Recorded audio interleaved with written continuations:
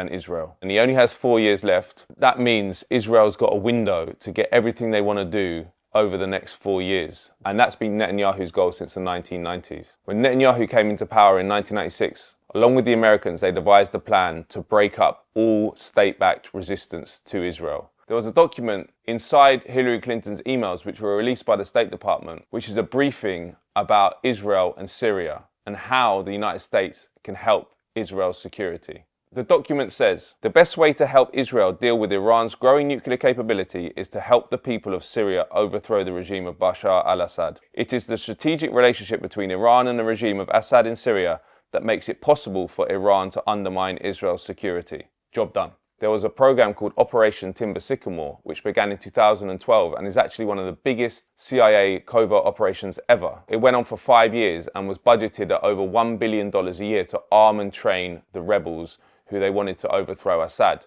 And Israel itself admitted that they were giving aid to the Syrian rebels. They even went as far as to treat their fighters in Israeli hospitals. The soldiers are bringing 3 wounded Syrian fighters into Israeli territory for urgent medical care.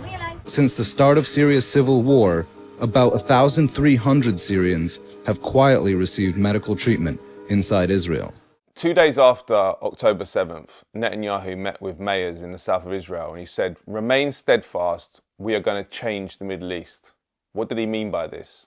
Hamas destroyed, Hezbollah decapitated, Assad taken out, Yemen bombed, Iran next. Netanyahu's plan for destroying all resistance to the settler colonial project in the Middle East is coming to fruition. Netanyahu is happy, and he's happy for a reason. Netanyahu said what's happened in Syria is a result of our attacks on Hezbollah.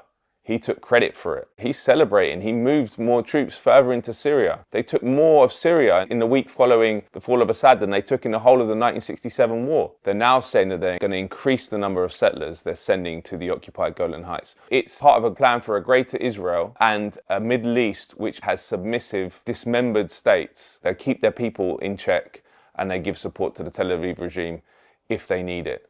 And they can come out publicly and say, oh, it's a genocide, but essentially they're doing nothing to stop Israel. Who is making life difficult for Israel? Who is actually resisting their genocidal project in Palestine? That was Iran and Syria. It's now just Iran. All the Gulf states, which are also dictatorships, except this time US-backed and Israeli-backed, have done nothing to help the Palestinians. And that is the Middle East that Israel wants. They want smash states with no power to resist what Israel is doing in Palestine and maybe further.